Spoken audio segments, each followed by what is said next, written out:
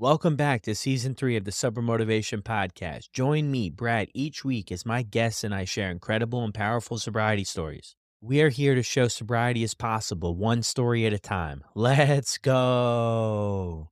In this episode, we have John, who shares his deeply personal journey through childhood challenges, struggles with self esteem and self confidence, his battle with alcohol addiction, and eventually finding sobriety. Growing up in a family that struggled with addiction, John's early experiences shaped his relationship with alcohol, which became a coping mechanism during his teenage years that carried into adulthood. Despite early signs of his struggle, the loss of his father, and the responsibilities that followed further complicated his path. The turning point in John's story came with his decision to seek treatment for the second time, triggered by yet another trip to the hospital. His journey towards recovery is proof of the power of seeking help and the significance of a supportive community in overcoming addiction. John emphasizes the importance of trust, sharing his insights on how sobriety has transformed his life and relationships. Now he strives to be a source of hope and support for others facing similar battles, highlighting that change is possible at any age. And this is John's story on the Sober Motivation Podcast. Hey everyone, how's it going? Brad here. Thanks for checking out another episode. Hey, before we start, if you've yet to leave a review on Apple or Spotify, I never really asked that. Please do that. It would be incredible for new people that are checking out the show and they see the reviews and they're like, maybe this is one I'll check out and give it a shot. That would mean a lot. Also, I'm doing another event that you all are welcome to attend with the Sober Buddy community on April 10th, 8 p.m. Eastern Standard Time. And we have other events too scheduled in there. I'll drop the link where you can get signed up with that down in the show notes below. That's at 8 p.m. Eastern Standard Time. But even better than that, we've been having some incredible support meetings inside of this Sober Buddy app with the community. These people are incredible. A lot of them are listeners and fans of the show. So it's awesome when people join and we get to meet, we get to chat, we get to talk, and it's just really incredible. It's really helping people get more days sober. It's really helping them feel like they belong with part of something and being part of a community. As we all know, connection is the opposite of addiction. We have to get connected somewhere. So I'll also drop the link where you can enjoy a 30-day trial to the Sober Buddy app. That's going to get you 40 meetings over the span of that month, get you plugged into a 24/7 chat community. Also, there's some really other cool things coming soon. And I'm just telling you, if you're looking for a place to call home, a place where you can meet other people who have been through this and are struggling and are doing well. We have people all the way from their first day sober all the way up to years sober. So we come together, we support each other, we help each other out. And that's what it's all about. Getting another day, feeling good about it, and really living our best life. Now let's get to John's episode. Welcome back to another episode of the Sober Motivation Podcast. Today we've got John with us. John, how are you? Man, I'm good, Brad. How are you, bud? I'm well, man. Thanks for being willing to jump on here and share your story with all of us. Thank you so much for having me. So, what was it like for you growing up? Yeah, and I've watched a couple of these podcasts of yours and I was giving this some thought, and you don't know that you're being brought up different. The first time I knew our house was a little bit different when I spent the night at a friend's house for the first time. I had a mom that struggled with addiction and was in and out of facilities. So she was gone a lot. Dad worked in town. There was at the early stages, it was just me and my two brothers. And again, I didn't really know that things were all that different really till I did spend the night, right? And then seeing how the dynamics of the place where I went to spend the night, see how those dynamics were compared to the dynamics of my house. That's where I understood that things were just a little bit different in my house, right? And I expect that they're a little different everywhere, but just probably a little more abnormal than most. And with the addiction in the family, and dad struggled with some stuff as well. And you don't know what you don't know.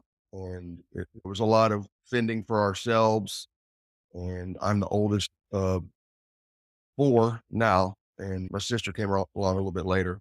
But I didn't know. I thought we were living like everybody else lived. We were Yeah. probably at this station, lower middle class, probably just lower middle class, and in a very small suburb outside of Houston, Texas.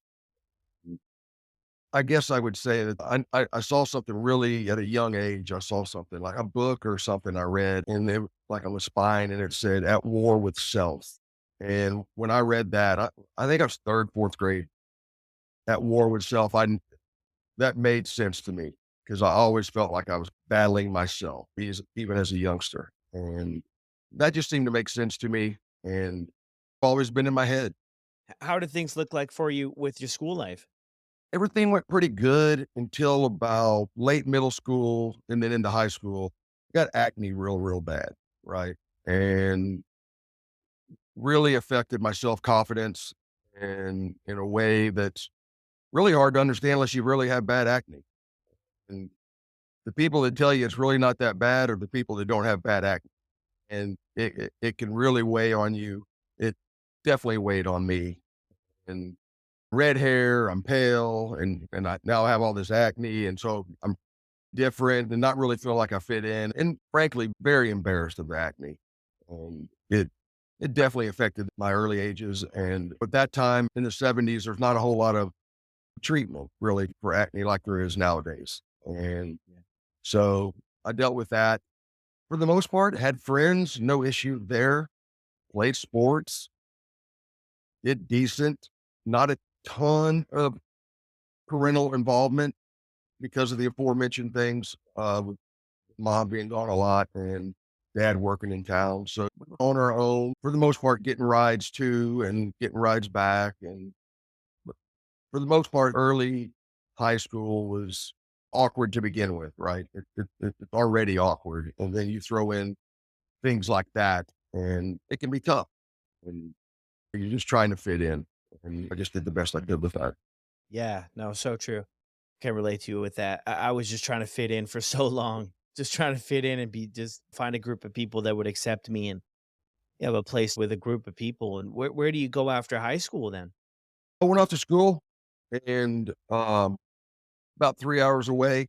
And it's funny, I remember going to the dorm the first day. When you go to a dorm the first day of college, you're there the second you can get there. And it's really what I remember about going, leaving the house that morning. I have a daughter that is 26 now, and I can remember when we took her to college. That experience was a whole lot different than my experience. My experience was I got up, I drove, and there wasn't a big going away party or anything like that was. It's just like I got up, I drove away and just went. And really was fairly mature in as far as taking care of the house, taking care of the brothers. We all pitched in. It wasn't all me. But you get to college and you find out really you're still fairly immature as a person. But I can remember this kind of tell you where my head is. And walking down the dorm, and I've never been there. And I go by this dorm room and the door's open. And I look in and there's a guy sitting on the ground. It's like 8 in the morning. This guy's he's drinking a cold beer, 8 o'clock in the morning. And I go, that is going to be my friend. I mean, that guy will be my friend. And it's the alcohol, right? I see the alcohol and I go, he's going to be my buddy. He's drinking early in the morning. He's drinking a beer. And to this day, he's one of my best friends. And it's crazy. And, you know, and really, I guess maybe going back just a bit to high school with the alcohol would kind of, set the story up a little bit, give it a little more background. You know, for my 16th birthday, I got a case of beer. That was what my dad gave me. And alcohol was never taboo in our house. It was always there. I really wasn't that big of a beer drinker when I started high school. But then I remember we'd go out or go to a party. And I remember when I get a couple of beers in, all of a sudden that acne wasn't there and it wasn't as pronounced. Right. And not quite as pale anymore. And I found it was the social lubricant. It made me feel like I was fitting in better. And I wasn't thinking they're looking at me constantly. They're constantly. I'm just thinking this is fun. I like it, and it's a nice escape. But it helps me get away. But that goes on through high school. No real problems in high school. Silly getting caught with alcohol on campus or things like that, but no run-ins with the law or anything like that.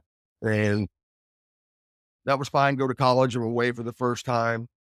And another thing to add to some of the things I was going through, both my parents smoked, and I didn't know how I smelled until I got to college, and everything I own smells like an ashtray. You just lived in it all your life. And I'm thinking, just great. That's all I need is something else to worry about, smelling all the time. But no, college was a normal thing. I was clearly drinking more than most other people. I did a little bit different. I was more interested in the drinking aspect of college. We went to a fraternity toga party, I think, like within the first week or so. And this was a couple years after Animal House. So that's still big. And I go to this party and it's a toga. I'm thinking, unbelievable. Animal House was right. This is, I mean, college is just like Animal House. And it was, and it was fun. But I've always drank different, right? I've just always done it different. I've always known I've done it different. And even then, it would be drinking probably a little bit more than I should have. And then a lot of nights just lonely walking around campus, just lonely. And as we can get, the drinking's my solution. I still have to deal with me. I still have to deal with my thinking, and the drinking's a solution to that to cover some of these things up. So I'd say fairly normal. I'm on a text thread to this day with 9 guys I went to school with, and we communicate every day, and which to me is crazy that 40 plus years later, we're still communicating. And so everything about school was, it was just fine. It was good. The grades were not good. They were not good at all. Everything else was good. The party was It, good, right, John? it Yeah, was. It was. it's interesting you say there too that you always picked up on the fact that you drank different, right? That's interesting that you were able to pick up on that even early on, right? Identify that at least that things were different for you. What do you coin that up to? And a lot of that's with the benefit of hindsight, right? A lot of it, Yeah. things make more sense as you mature and you learn more and you're able to reflect and think about things. And they talk about if you're not careful in life, you'll become the things you hate. And and for the most part, I got away from all those things I didn't like. Both my parents smoked, right? And I was never going to smoke and I never had, right? I had to make coffee in this old percolator for my dad every single morning, throwing grounds out. And I've had maybe a half a cup of coffee in my life, right? Maybe. And I, I despise the alcohol around the house when my folks were in it, and obviously taking my mom away. And we'll get to it eventually. But my father died at 49 years old when I was 27. And so it had taken a lot of stuff from me. Right. And so I was cognizant of it. I was not going to let it get away. I knew at some point I wanted to get married. I wanted to have a family. And I didn't want my kids or kid, as it turned out to go through that. Right. And it turns out she had to go through it. And I was watching it, and I never wanted to be the dad that came home and had 2 scotches or something like that. I never ever wanted to be that guy. And Mm. I remember probably I'm probably 23, 24, and there's a paper, one of the local newspapers in town, and it had this is back when your information is in newspapers, and it had a little square column and it like 3 questions. Do you this? Do you that? Is this the result? And I remember all 3 questions saying yes to them, 23, 24, 25. I remember saying yes to those. And it says, if you do have that problem, call this number, right? And I never did call the number. I knew I had a problem though. And I don't know that I knew it was a problem. Again, I knew I had something, right?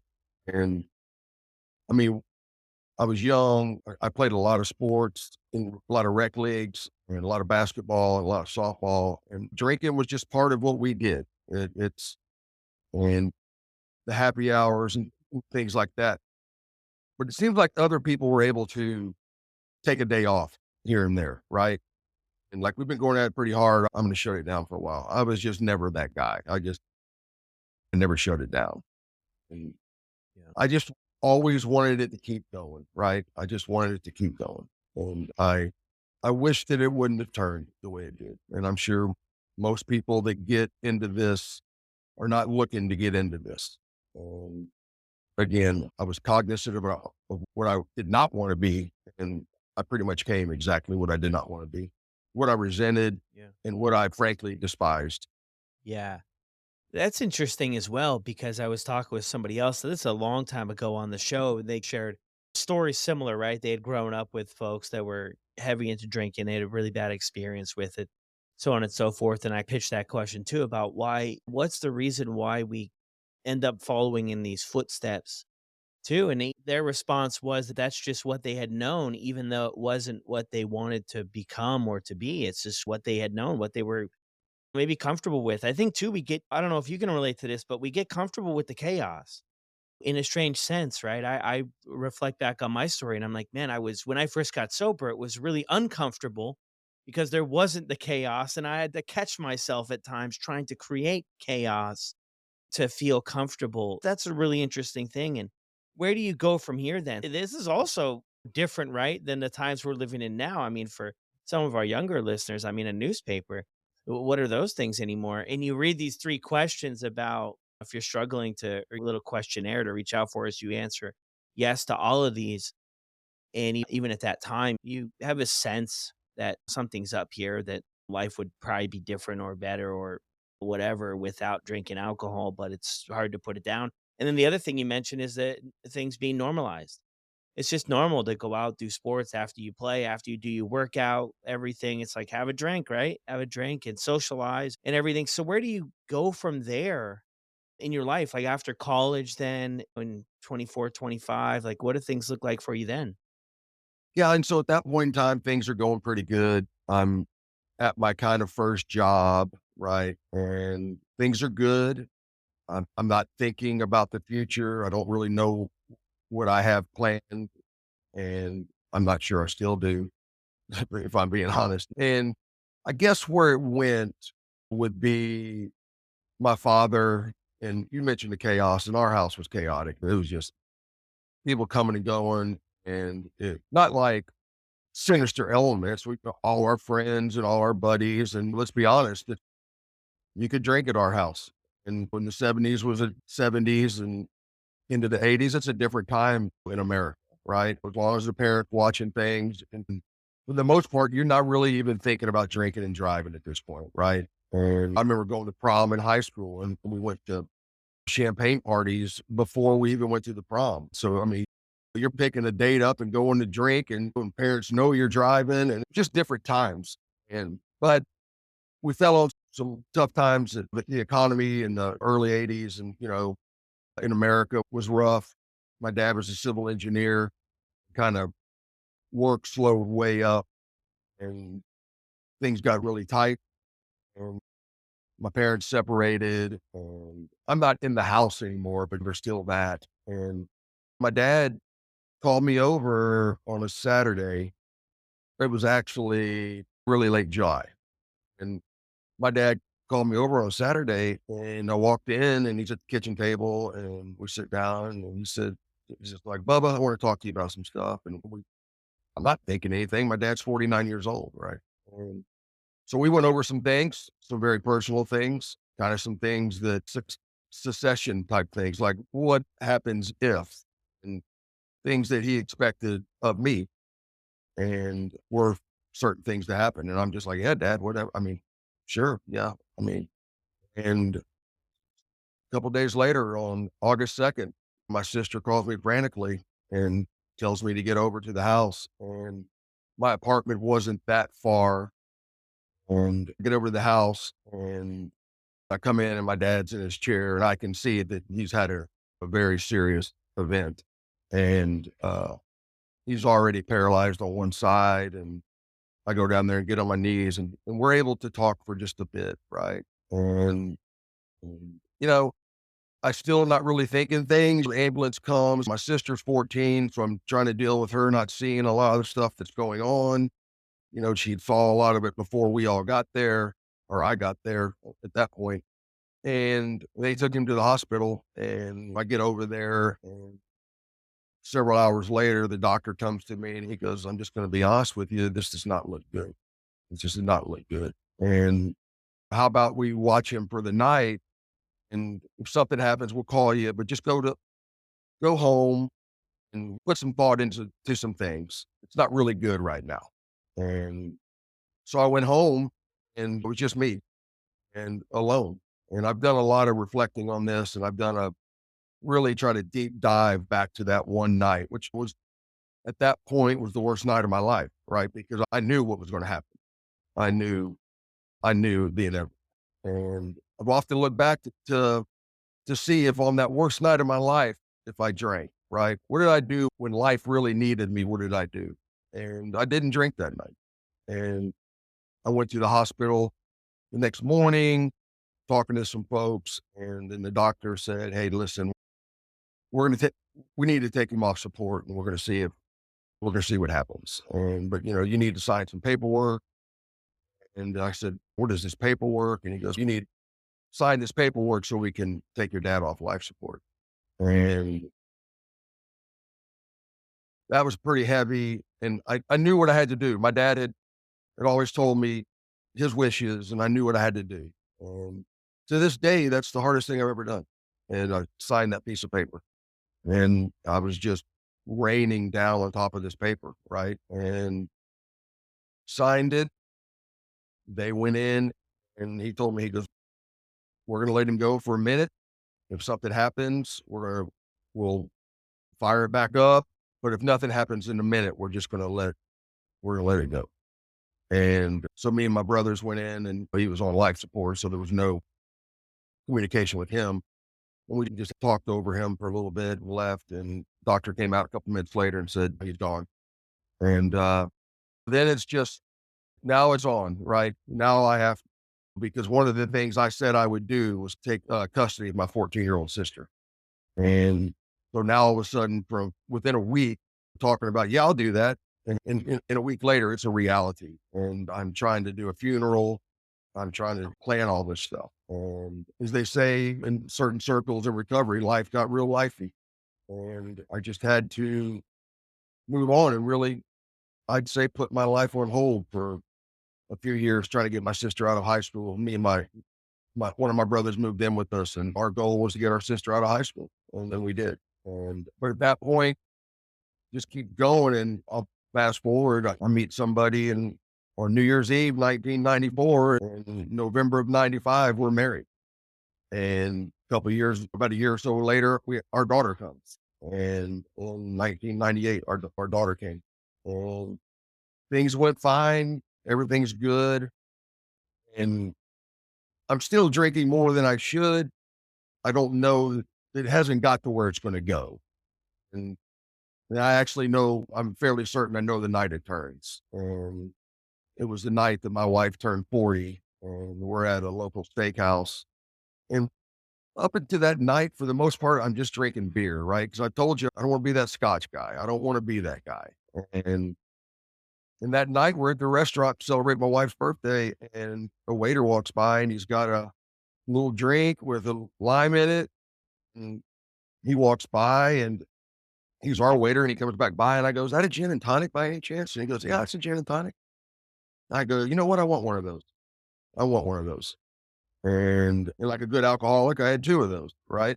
And come Monday, I bought a little thing of gin and would have a gin drink now and again. And 2 months later, it's a bigger bottle of gin, and now it's just not weekends. And then next thing you know, it's a handle. And and gin's winning the day. And then our daughter goes off to college, and we only have one child, and that I just could I that was just, it was devastating to me. It was the best day of her life, getting to go to college. Just devastating to me and probably my wife. And I was working out of the house, and I remember talking to a friend of mine. We were both going through the same problem. And this person had said, "John, I'm having a problem. I'm having to get up and drink wine so I can take the kids to school." And I'm like, "Oh no, you can't do that. You can't do that. We can't do that." And they're like, "I know." And before that, I had never done anything like that. But within about a week, I was day drinking, right? And it got real physical, and it got away from me, and it got away pretty bad. And had several things happen, and ended up in a treatment facility. And really, if I'm being honest, anybody that's gone to treatment probably initially thinks they're going to show us how to do it right. what this is for. They're going to show me how to drink like a normal person, or at the very least, I'll at least know how to moderate, right? They will tame the beast for me, or maybe if they'll make it real easy for me, like give me one pill and I never drink again, I'll do that, right? But I'm not one to do a whole lot of work with it, right? And I went to treatment. I loved it. I loved everything about it. I loved being sober. I loved the facility I was at. But I left that facility and I had went to our in-laws' house that night and saw a bottle of gin in the freezer, and I knew I was in trouble. And I hadn't been gone from a 30-day treatment for 3 hours, and I already knew I was in trouble. And I went about 3.5 months, and then right before Christmas, 2016, I started drinking again, and it got bad like overnight. And we were flying out on the 24th to Florida, and within one day, I'm yelling at my daughter in the airport, and I'm telling her, "You're the reason I do this," right? And that starts about 9 months of just a personal hell, just haunting, just completely haunted by, there's nothing I can do. I don't know a way to get out of this, and Yeah. end is Yeah. coming, right? And that's in 2016. What got the wheels turning for you to go to treatment the first time? Was there an intervention or Yeah, there was a little mini one. I'm taking naps in the middle of the work week, the naps that nobody else takes because they're at work and they have an actual job, but I'm drinking, you know, around the clock, right? And my wife came and got me out of one of those naps one day and said, "Come out to the garage," is where I hung out, my garage. I go out there, the brother closest to me in age is sitting in the garage. And we start talking, and he goes, "I want my big brother back." And I said, "Let's go." I didn't fight it. It's one of those things, and I'm sure a lot of people say it, is you want it done, but you almost need somebody to do it for you, right? Because it's this pride thing. And my brother said what he said, and I said, "Let's go." And we went. And like I said, in 3 months, I'm drinking again and go to Labor Day weekend, 2017. And I had a spill. I think I sent you a picture of that. I had a spill up at my in-laws' house and had to go get some stitches and things like that, and fell again the next week. And I was going to the ER a little too often for my drinking. And what'd they say?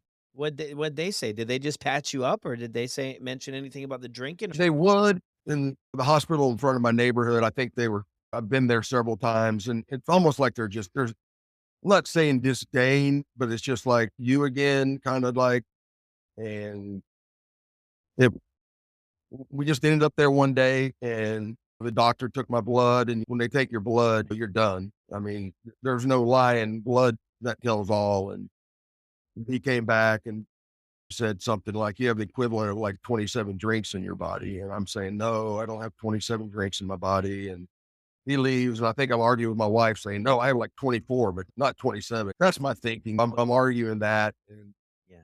my wife goes out in the hall and with the doctor, and she comes back in and she says, "You're going to this local treatment center." And I just said, "Let's go. Let's go." And he, took me to that treatment center. That was September 30th, 2017 or 29th, and my last drink was in the parking lot of the treatment facility, 2017, September of 2017. And I just knew when I went in that time, it's the same thing. And it's what I tell some of the patients that I talk to today is that it's so easy to love sobriety and treatment. It's just so easy, right? It's so easy to envision never drinking again in treatment. Problem is, we have to come out of treatment.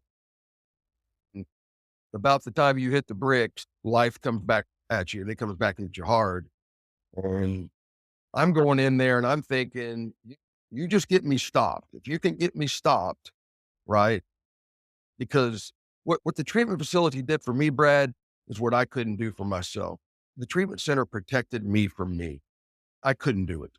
I just couldn't. But just get me stopped. And so it get stopped. I come out and I find out that getting stopped was the easy part.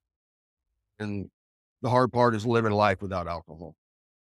And all these things I've done all these years with alcohol. Now I got to do them without. And that same overthinking brain is still that same overthinking brain. And now I don't have a way to mute it. So that's when I get into recovery pretty hard. Yeah. No, I mean, that's what everybody talks about, right? Like, a lot of us too stopped a lot of times. Like, not everybody is drinking every day, but it's that staying stop is where we've got to do the work to maintain that staying stop part.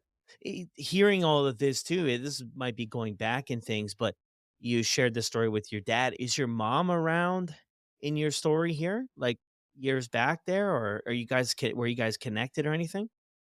So my mom is 82 years young. We'll go 83 in May, and my mom will be 25 years sober Wow. this year. So that's a happy ending right there for my mom. My mom probably right about the same age. I was 55 when I went into the treatment center the last time. I'm 62 today. Probably about the same time in our lives. She got help, and then I got help. And so yeah, I'll see her this Sunday for Easter. So yeah. And so that ended up good, right? And to my mom's credit, she never ever got on me about all this stuff. I mean, she's worked the program and works a program, and she knew until I wanted to do it, it wasn't going to happen. And there's a lot of truth to that. Yeah, that's incredible. Wow. What changed? I mean, when you went to the program the second time, because you mentioned there too, you're 55, 62 now, and we connected a little bit before the episode. I'm not obviously that age, but I think it is very easy. And we talked about it, just to have the thought of just riding this thing out, maybe like going to treatment at your age. I'm sure it's common. I don't really know, but, or it maybe is not as common as younger people, but I think it's incredible that you go back in there and give this thing another shot. And I mean, like mention your thoughts on that a little bit about doing this at the age you did and how that was for you. Yeah, I mean, the treatment centers can be a young person's game, but I mean, there are people every week in the treatment center. I'm lucky to go into the treatment center 3 times a week. The one that the last one I went to, and but it's a lot of embarrassment and shame for somebody of that age, right? We're getting close to retiring, and how did this happen? And I don't know, Brad, that I was thinking about age at that time, right? I was just, it's hard to explain, rather, how miserable I was. I think I said haunting a little while ago, and I was just haunted by this. And I, even getting in there and doing the things I'd done, I still really didn't know, right? Because one thing about 55, that means you've drank for decades, and it's hard to see a life without alcohol. It's such a part of your life. And I think for people that don't have the problem, it's hard to understand how it can be a problem and we keep going with it and not understand the how physical this gets, right? I mean, it literally is oxygen at some point in times, right?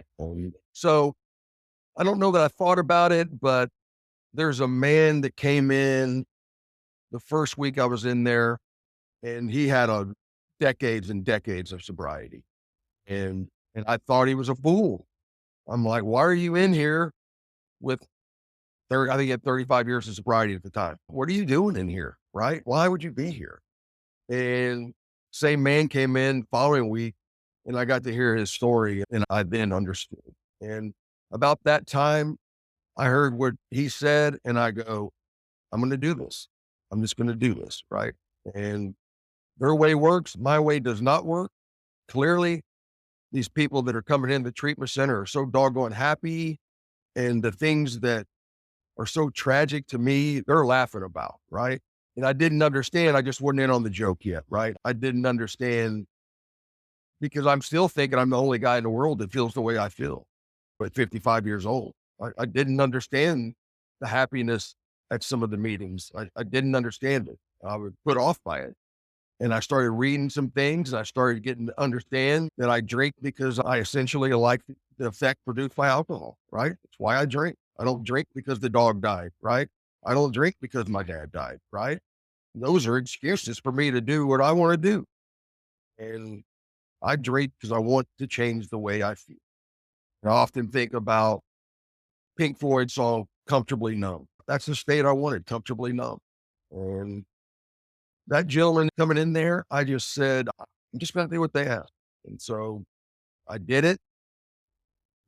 I started getting involved, something I never was going to do. I mean, I was never going to do. I was not going to hang around you people. I was not going to go to the gatherings, and I wasn't going to do it.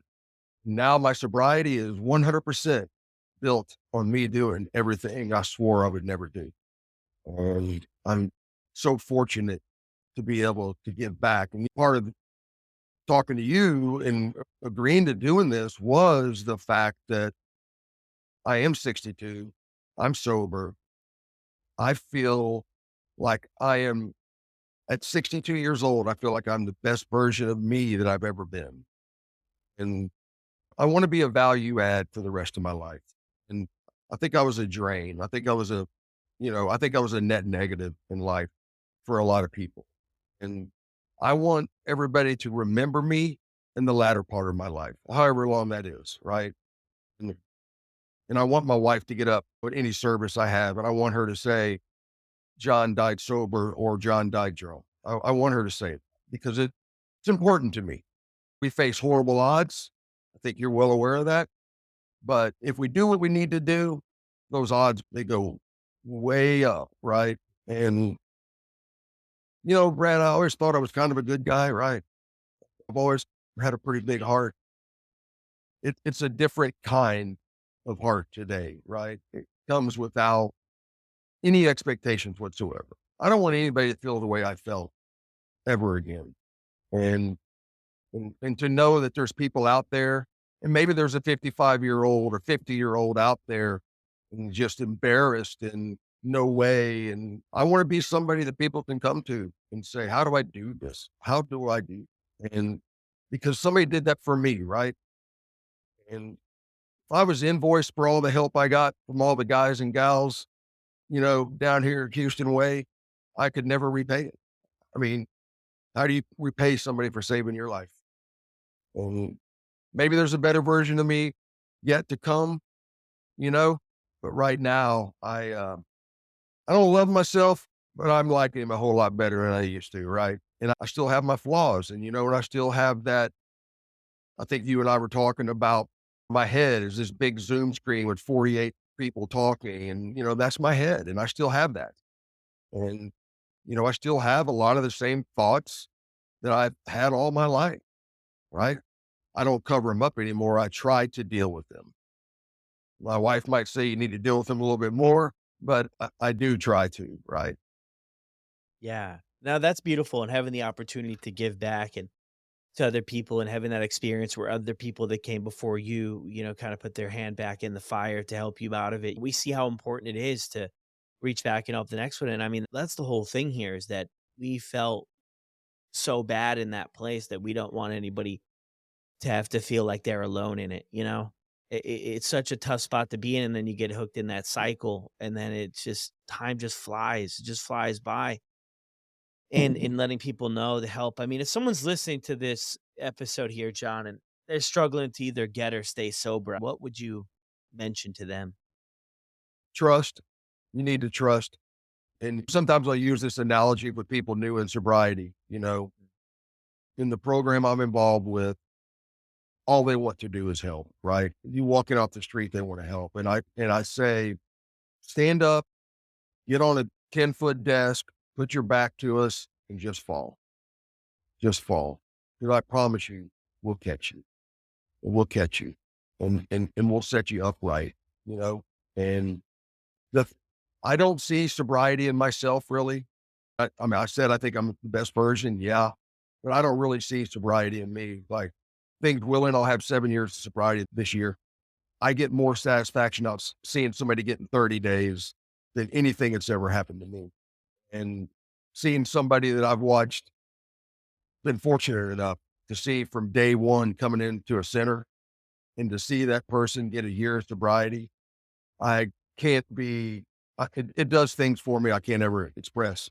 And then also to see what, there's one that been on our orbit for right at 11 months right now. And to see the family, a little 3-person family, just to see this family come back together and just to see, I mean, I can't really talk about much more because I'll break down because it's just, I mean, there's nothing I could ever buy in the world that could give me the feeling I get with stuff. There's nothing that I could ever buy that would help get the feeling of me being able to see people change their life, change their narrative. And, you know, this person I'm speaking about is young, right? And maybe the kids don't get caught up in this. And that means another generation of kids might not get. So really one person can turn into, we don't know. This will go on after we're gone.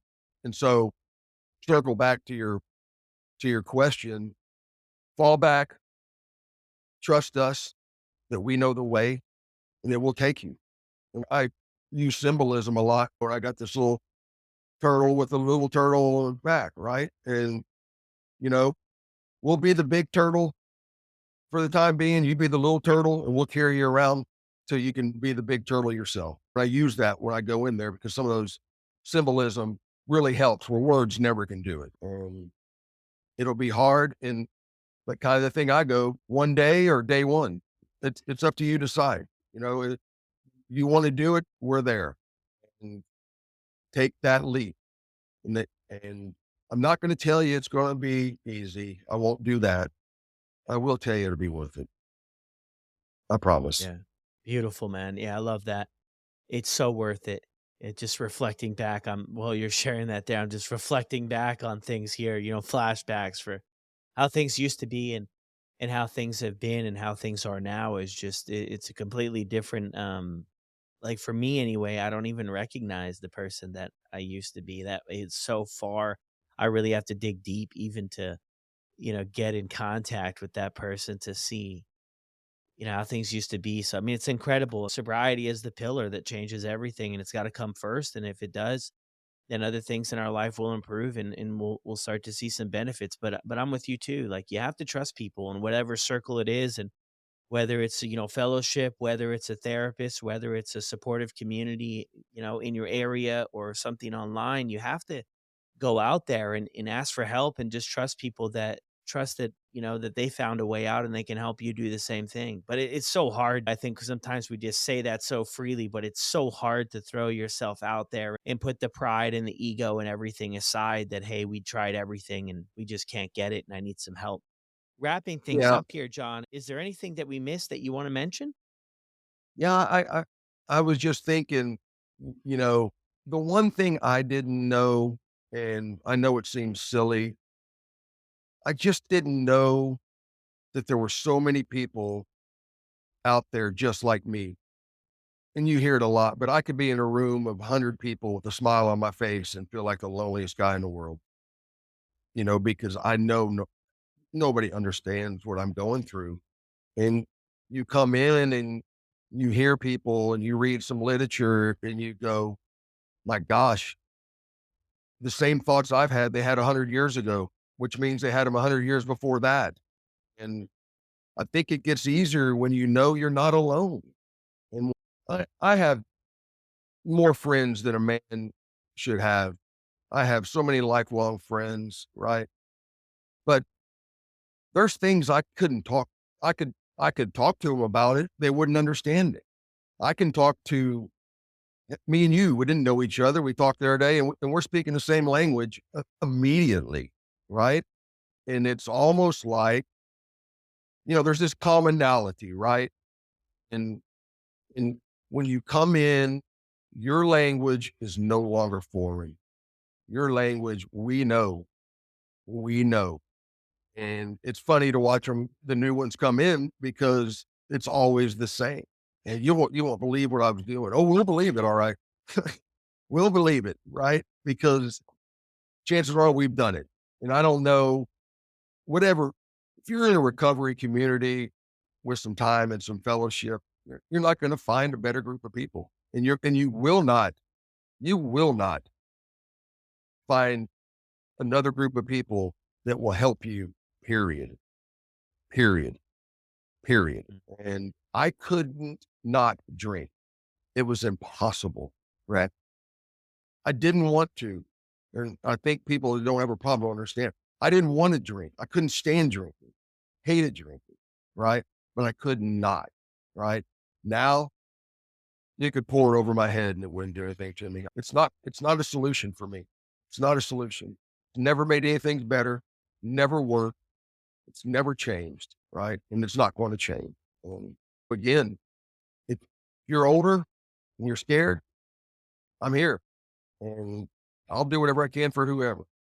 I don't know that I have any more than that, other than I'm just, so doggone happy that you and I were able to connect. And maybe somebody will get something from this. Yeah, for sure. 100%. Well, thanks again, John.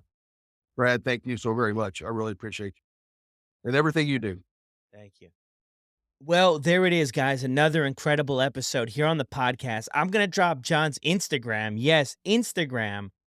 He's just popped on it down in the show notes below so you can reach out to him if you want to share your thoughts or just send him a thank you for coming on here and sharing his story. I think it's incredible to share everybody's story. I mean, every story hits a little bit different. Everybody's experience is the same, but a little bit different pieces and a little bit of a different journey to get where they got.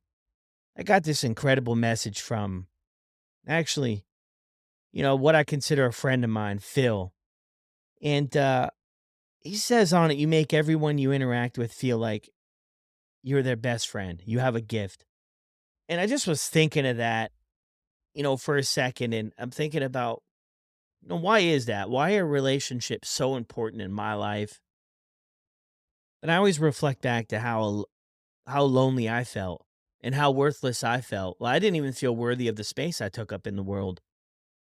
With the addiction, I felt like I was the only one. I felt like nobody understood. I felt like I couldn't stop getting in trouble and that people weren't proud of me. And definitely wasn't proud of myself. And I don't know. I always kind of keep in touch with that way I used to live and how sad I was and how unmotivated I was and how I never saw a way out. So I really try to carry that forward in any interactions that I have with people the best that I can, that I know what it's like to be there. I know what it's like to not see a way out. I know what it's like to be down and out on your luck and just not have any hope or for the future. And I'll never forget that. And I think that's one of the reasons why I keep doing this show, why I really enjoy hearing people's stories, and why I'm so happy for all of you that are either sober, working on getting sober, and everybody else who just helps everybody. At the end of the day, if we all help someone, we can make a big difference. On my own, I can't make a massive difference. I can make a little difference, but my hope is here that if I can help somebody, hopefully they'll help somebody and they'll help somebody. And it's like that expression, each one teach one. So I just thought that today. Phil, if you're listening, I appreciate you, buddy. And I'll see you on the next one.